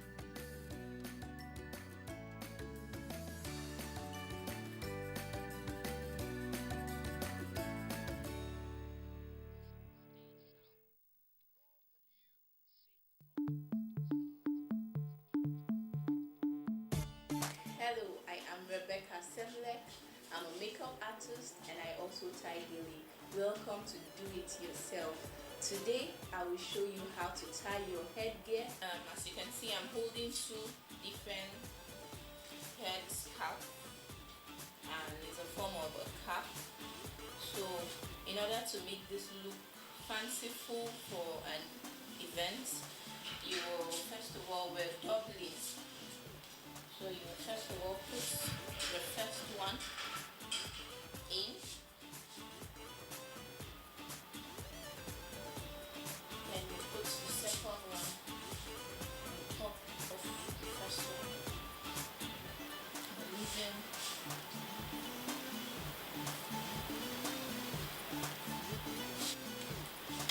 you use the edge of the scarf to twist around.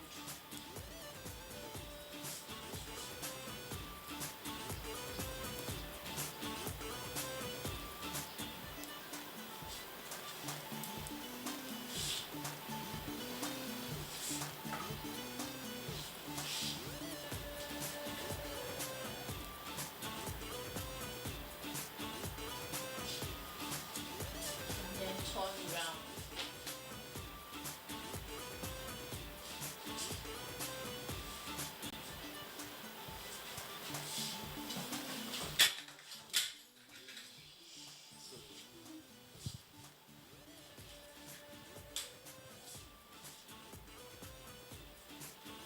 And pop the edge inside.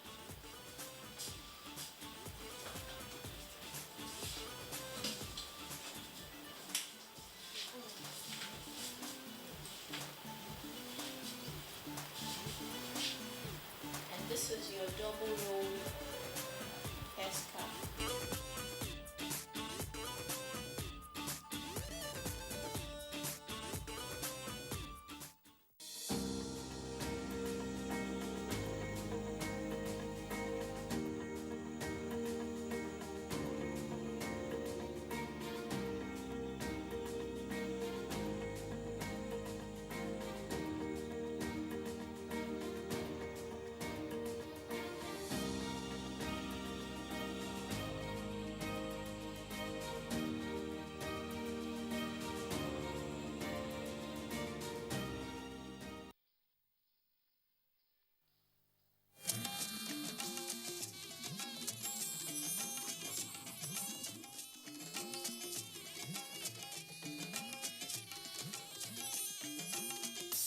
This is the network service of the NTA.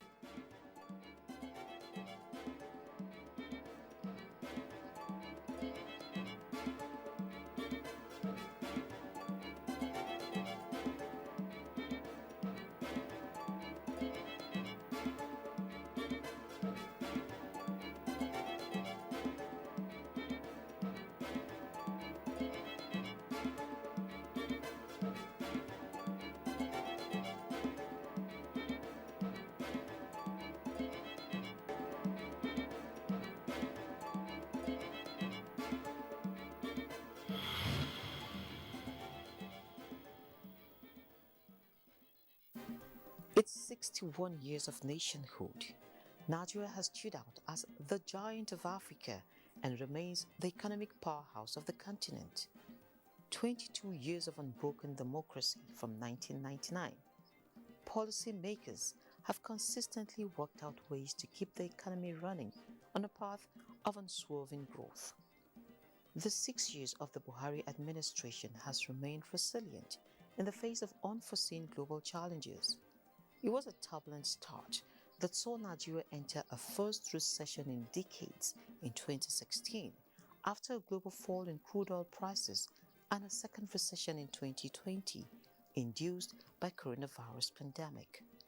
The COVID-19 pandemic forced on the whole world a very significant health challenge, but also this health challenge quickly blossomed into an economic challenge, and Nigeria was not spared. We had to take a number of measures, which included stepping back, reviewing our plans, scaling down on our budgets, and scaling down on some of our budgetary expenditure to give room to invest more in the healthcare sector.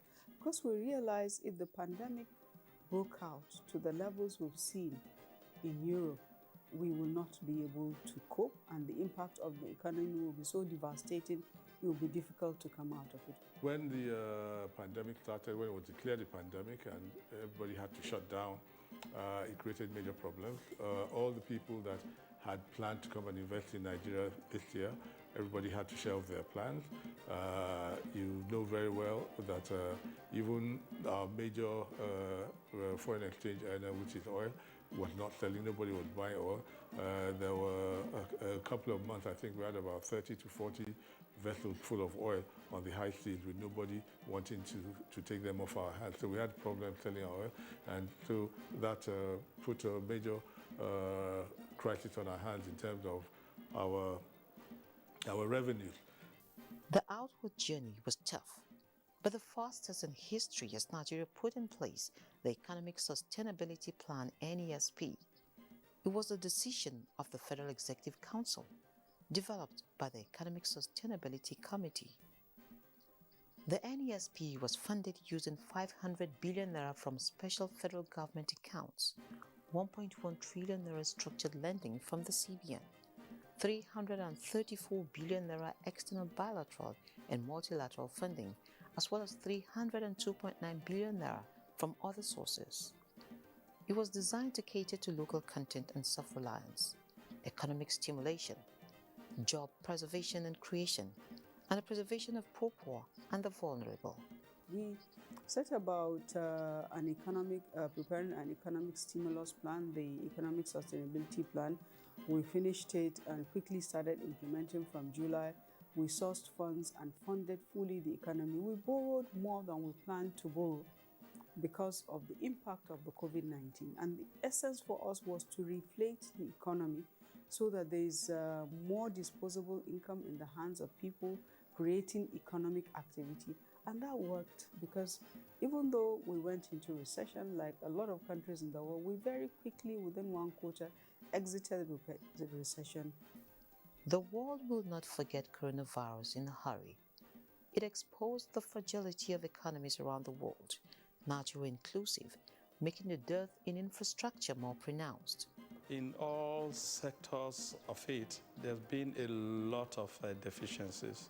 You look at our infrastructure, you see a lot of deficit. What you see on ground is not commensurate with what we have earned. And so you begin to wonder where these resources have gone into. Sometimes we seem to spend a lot of money on administrative capital rather than on the real capital and investing in the real sector. So COVID-19 is a kind of a wake-up call to us to show that like our health sector, there's a need to build resilience in it.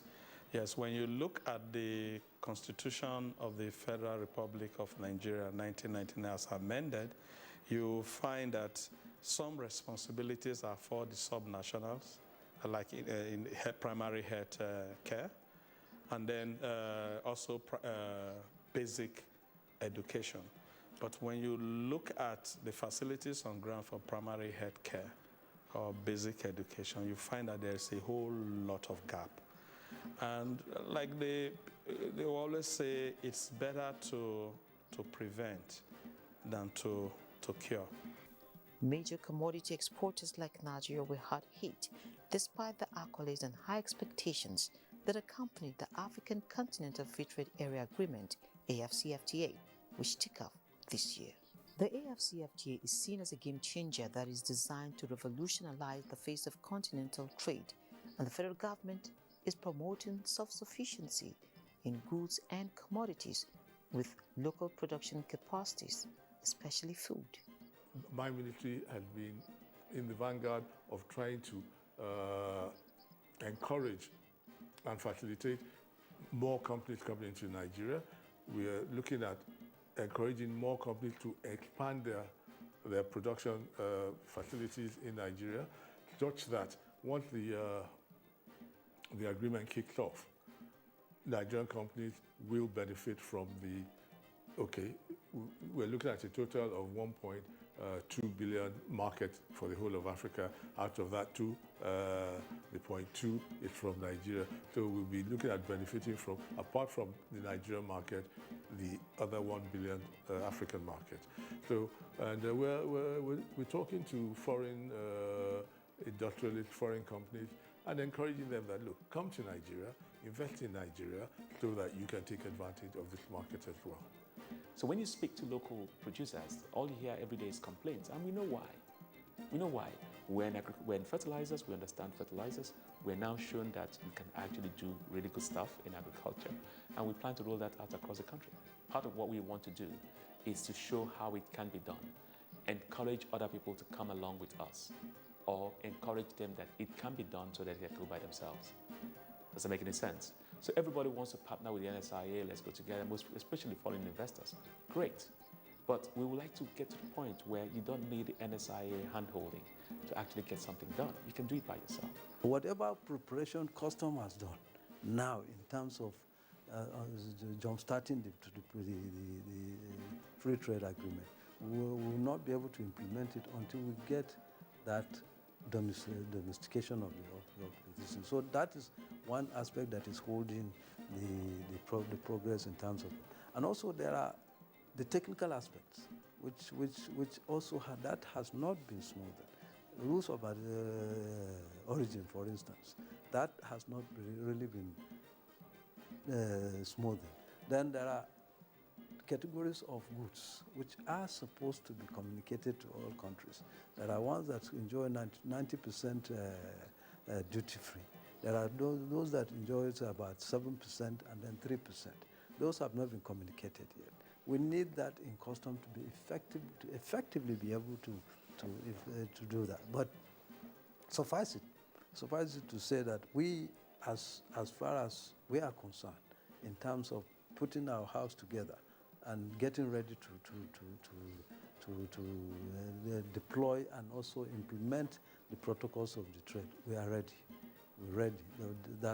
Those are tools that must be made available for us to effectively carry out this. And most importantly is the issue of domestication of the agreement. We need that as the instrument for us to commence these. Other countries have Ghana, although they said they have started, but they have bilateral trade with some of the countries that they have already started working with. But the bottom line is that we need the legal instrument to be able to commence our operation. Its job now has to change from a revenue generation agency to a trade facilitation agency, which is what naturally the customs is supposed to be. Facilitate trade, make it easy for us to trade, and particularly for exports. So that is what is going to happen. And that's what we're telling them by the time FCT. So the fears we're having that Nigeria will become a dumping ground will only happen if we are not producing, if we are not manufacturing, and we are not ready to export our goods. And that is the catch. And that is where for me, that is where the strength of Nigeria lies. In the fact that we're able to manufacture different kinds of goods. We are the best at almost everything. Is it shea butter? Is it sesame seeds? Is it fashion? Is it music? God has just blessed this country tremendously. Now, let us make foreign exchange from all our blessings. The Commodities Board is being revamped and reintroduced in place of the marketing boards established in the 60s that have since collapsed. Beginning with the Anchor Borrowers Program, agriculture gained a lot of support from monetary authorities, with millions of farmers across the country benefiting from the interventions. By September 2021, 3.9 million smallholder farmers cultivating 4.9 million hectares of land across the country had received 798.09 billion naira under the Anchor Borrowers Program. The Strategic Maize Reserve Program, used in moderating prices under the Commercial Agricultural Credit Scheme, funded by the CBN, has supported 657 projects to the tune of 708.39 billion naira. Members, however, reiterated the need to put in place further measures to drive down inflation and improve real return on investment. MPC noted the unequivocal importance of credit growth to the sustained recovery of output and the moderation in price development as supply improves. It thus called on the bank to maintain adequate surveillance on banks to ensure compliance with its external credit policy, while ensuring that they are not unduly exposed to credit risks. The committee also noted the relevance of the bank's suite of interventions to overall system credit, urging the continued use to fund sectors with high employment-generating capacity. Nigeria's manufacturing sector produces the largest proportion of goods and services for the ECOWAS sub-region. In addressing the issues of unemployment and underemployment, the government evolved programs that targeted specifically the micro, small, and medium enterprises, and greater attention was granted to women and youth. We are working hard. We're trying to see to it that we take advantage of this problem.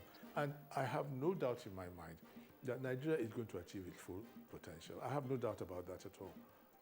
I have no doubt. I'm convinced because of what I see, of what we're doing. I know that in the long term, Nigeria will be one of the greatest manufacturing concerns in the world.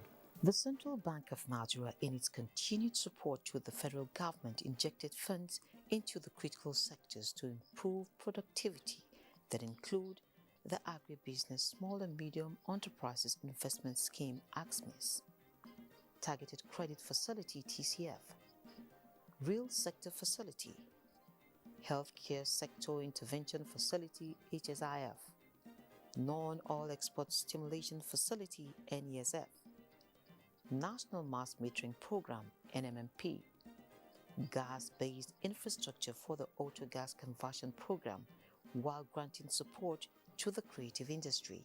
The Apex Bank has also initiated a digital support for the nation's currency. With the introduction of the e-Naira, took a firm position on foreign exchange, and the Nigerian Infrastructure Corporation (INFRACO) takes effect from October 2. INFRACO is also another project that the President graciously gave approval for the Central Bank of Nigeria, the NSIA, as well as the African Finance Corporation (AFC) to act as equity holders. In the first phase, our plan is to put in place equity of 1 trillion and then 14 trillion as debt. The essence of this is for us to be able to raise about 15 trillion naira first phase to fund Nigeria's infrastructure. And from what work that has been done so far, at least 50% of that sum is already existing within the banking industry and the pension fund industry in Nigeria.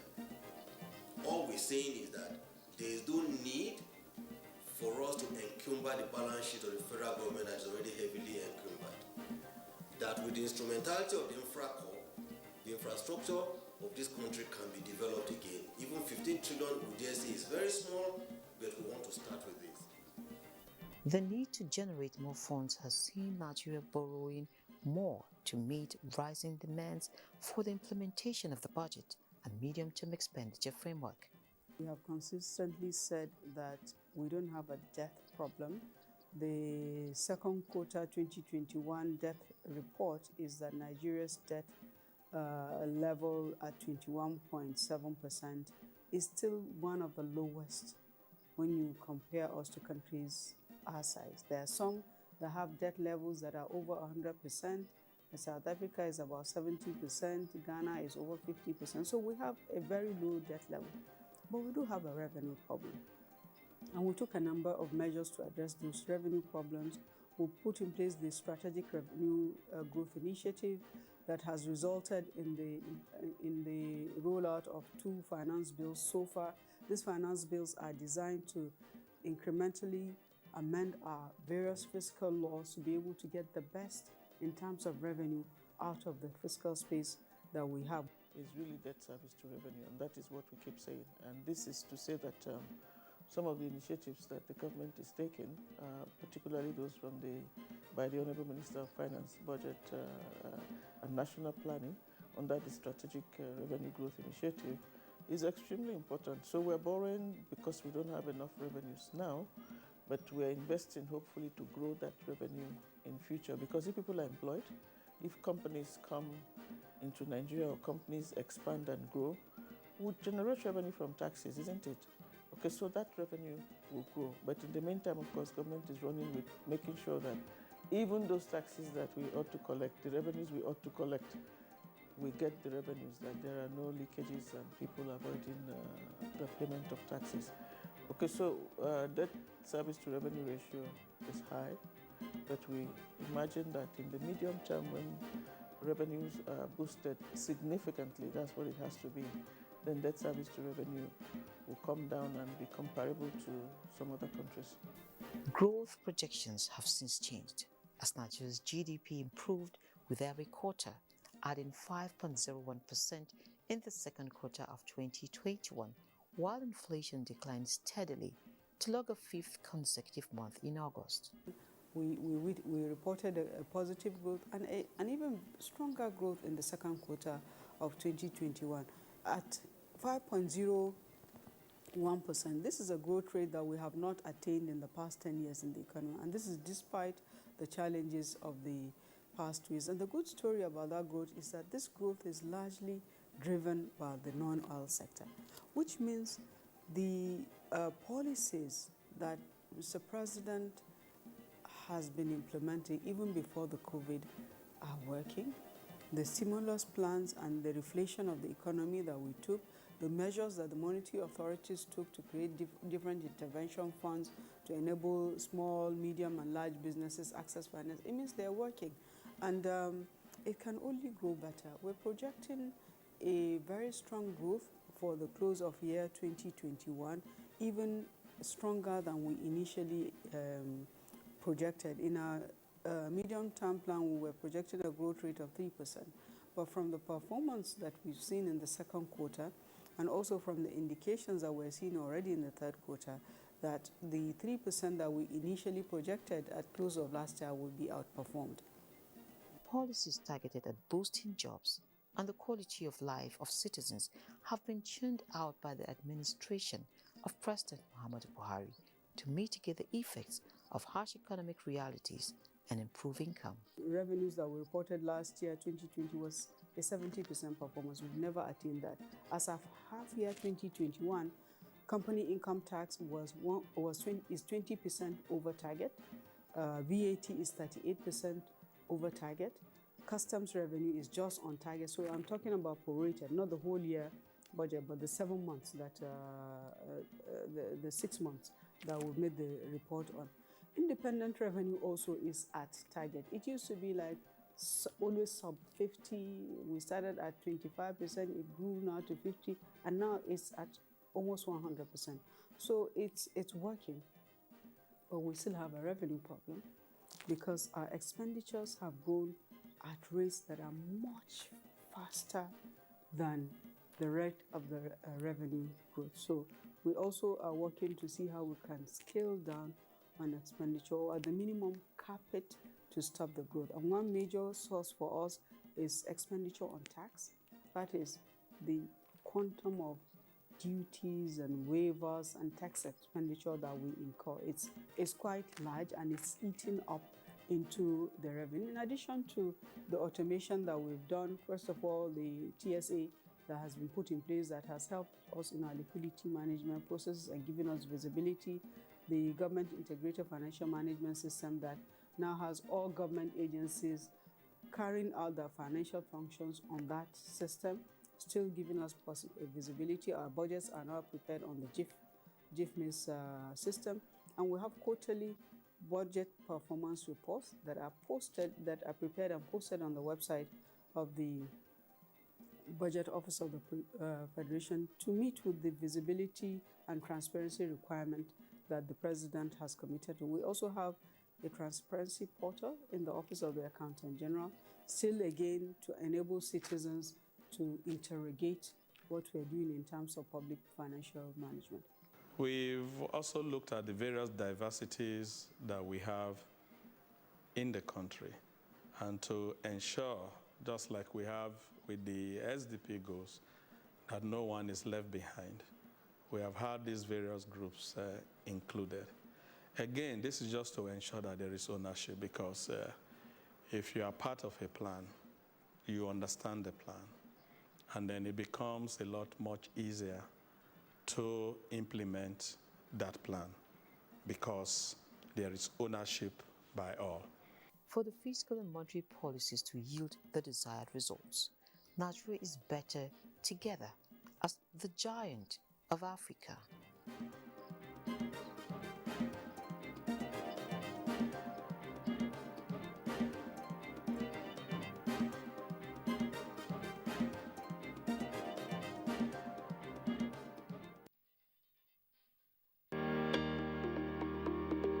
This week on Executive Discourse. It took me 9 years, 4 months.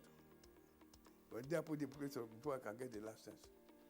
Because they were obstacle. They never want private university to see night of the day, so that they can continue to control like government.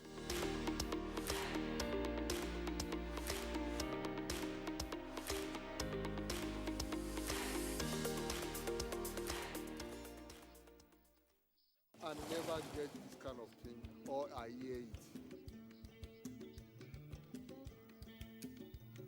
Nínú ẹgbẹ́ la wà tá a ti gbọ́ formation tíjọba tó ń ṣèrànlọ́wọ́ fáwa télọ̀ wọ́n nítorí COVID-19. wọ́n ní kí n korúkọ àtàkáǹtì tí mò ń lò so mo kọ sílẹ̀ mo mọ́kàn kúrò mo rò pé ó lè jẹ́rọ́ ni nǹkan tá a wá ṣe. ju bí ọ̀sẹ̀ bíi mẹ́ta ẹ̀ lọ tí wọ́n gba àkànnàbà wa tí wọ́n béèrè ọ̀rọ̀ lọ́wọ́ wa yẹn ni wọ́n sẹ́ndì owó sínú àkáǹtì mi. ọjọ́ yẹn náà ni mo fi owó kún mo dẹ̀ lọ ra fóònù so láti ìgbà yẹn mi ò ní ìṣòro pẹ̀lú àwọn kọ́sítọ́mà mi mọ́. òṣèré tó máa gba 30,000 ẹ̀ tí wọ́n á fi ra materials pátápátá tó yẹn máa ṣiṣẹ́ family àjẹ ìyàwó àtọmọ máa jẹ wọ́n appreciate. mo dúpẹ́ lọ́wọ́ federal government fún nǹkan tó ń ṣe.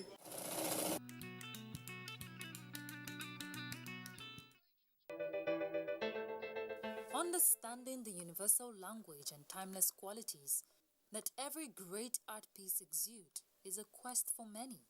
Art is a means of communication, a symbol of humanity, depicting aesthetics in various forms. Art connotes strength and visibility as a way of preserving heritage, promoting culture, and painting pictures of our daily realities.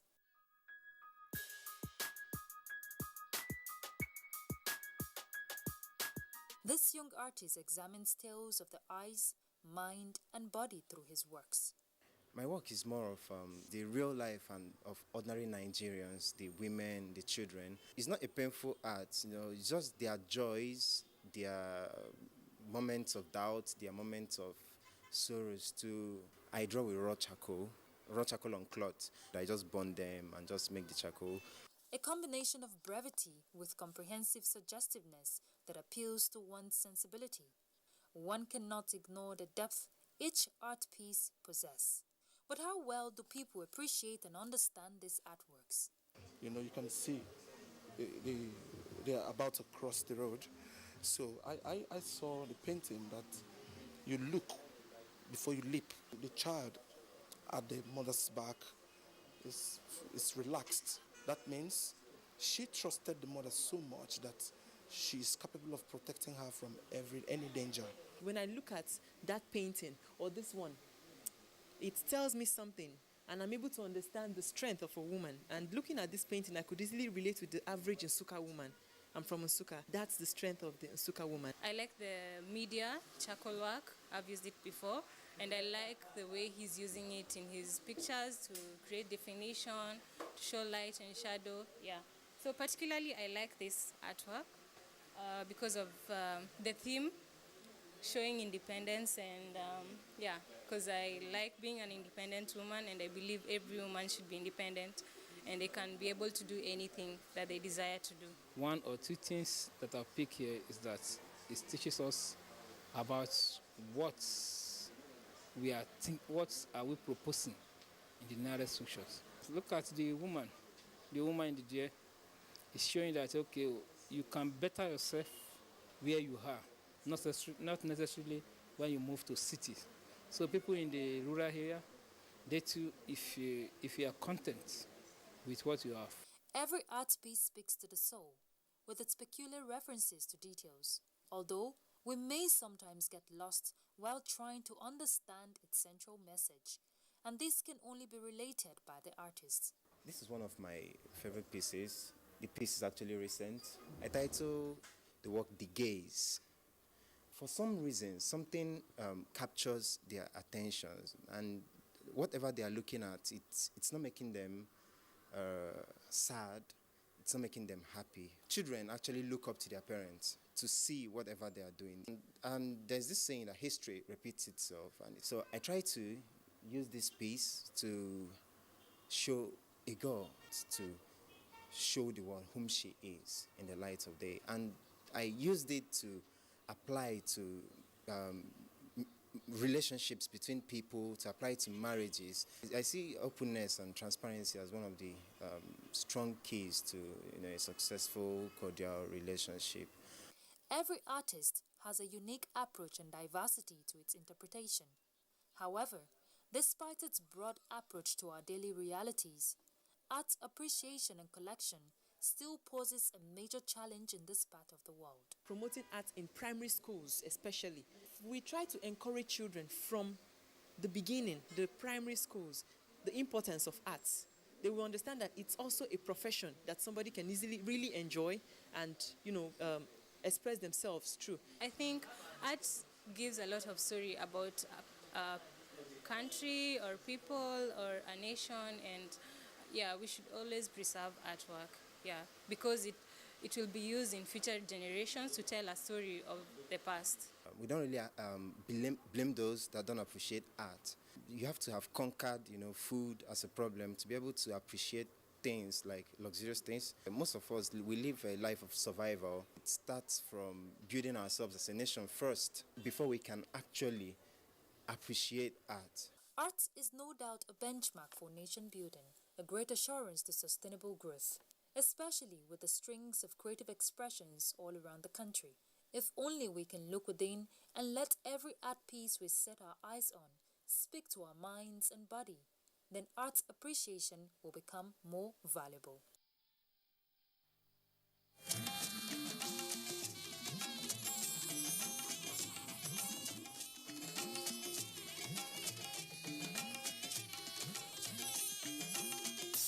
This is the network service of the NTA.